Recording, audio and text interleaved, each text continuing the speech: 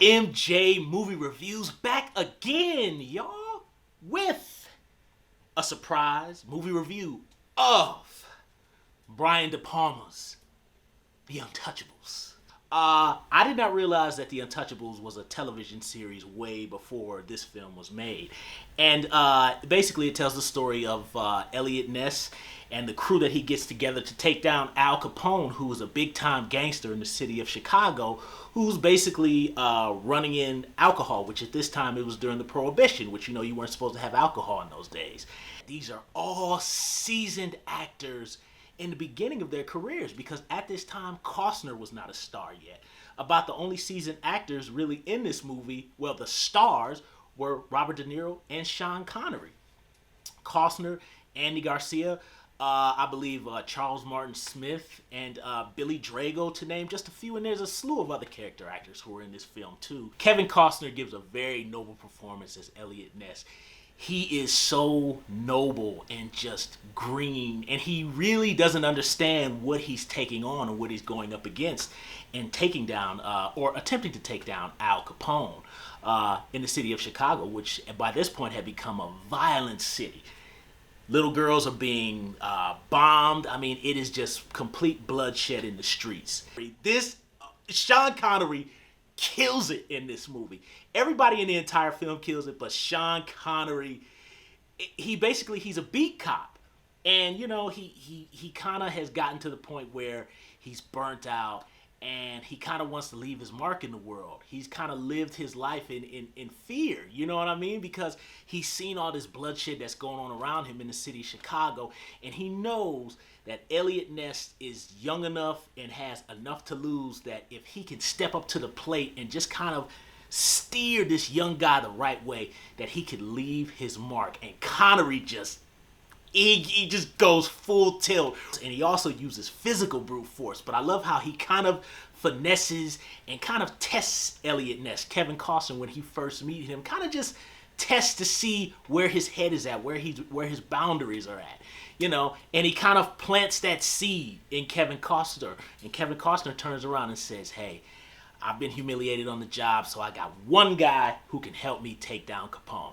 Connery, when they go to kind of like a police academy training squad, I love how Connery psychologically tests every guy. And when he goes up to Andy Garcia, he just kind of goes like, oh, so your name is George Smith? And he goes, well, what's your real name? And then he goes like, nah, that's not your real name. And he uses an Italian slur on him. And I just love how Andy Garcia just pops off on him and puts the gun to his neck and like, I'm better than you stank Irish pig. And that's very harkens back to like 30s gangsters movies. And that's one of the other cool things about The Untouchables. Not only do you get a powerhouse performance from Sean Connery, Robert De Niro, who's basically not really that much in the movie, but he still chews it up. Actually looks just like black and white gangster movies. And also, I love there's a piece in the film where they incorporate a little bit of Western kind of overtones. Now, who knows? I don't know if that happened in real life. Probably not. But Brian De Palma took that little section of the movie to kind of throw in his Western. You could see Costner in his early pre-dances with wolves, riding horses with a gun scenes there. But what I love in that scene is how they catch this one guy who works for Capone. They're trying to smuggle alcohol in from the Canadian border. And this guy is just giving so much crap to Costner and all the other guys. And I love how Connery picks up a dead body and blows the guy's brains out. The other guy doesn't even realize that he's already dead. But, Connery has the best line in the movie where he says, if Capone's guy comes with a knife, you come with a gun. If he sends one of your boys to the hospital, you send him to the morgue. I get so pumped on that line, and the way Connery delivers it, you're like, yeah, let's do it, baby. You really feel like you are in the time of Chicago. And De Niro completely is believable as Al Capone. I mean, like I said, he's not on screen that much, but when he delivers those lines, I want his family dead. I want his wife and kid dead. I mean, De Niro is just powerful. And really, De Niro could do this role with his eyes shut, but he's a pinch hammy, but he's still fun. I don't really feel De Niro was really invested in this movie, but back then, De Niro on Cruise Control is still Prime De Niro. Another cool thing is Billy Drago. I love Billy Drago is one of the best character actor villains of all time. He is just, he's like a slimy, disgusting, sleazy snake. He's the hitman for Al Capone. And then when he kills Connery, that's a genuinely shocking scene. Excuse me, spoilers. You know, I really didn't see this coming when that happened in the film. But the moment when Costner and Billy Drago face off on that roof, Costner is doing everything by the book. You know, he's a Boy Scout, you know?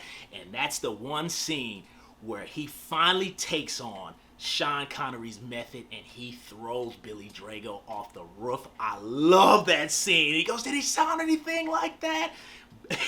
It's fantastic. I love that scene so much. And what I also love is that De Palma, with his directing style, not only harkening back to 30s gangsters films, you know, westerns, you know, he also uses a little bit of that Steadicam work. There's also a shot in the film that kind of harkens back to the opening of Halloween, you know, some nice Steadicam work, kind of some of the work you saw in Raising Cain and Blowout and some of those other suspense films that De Palma made, Dressed to Kill. He doesn't go as far as he did in those films with all the Steadicam and the visual tricks. The score by Ennio Morricone, who did the work for The Thing and all.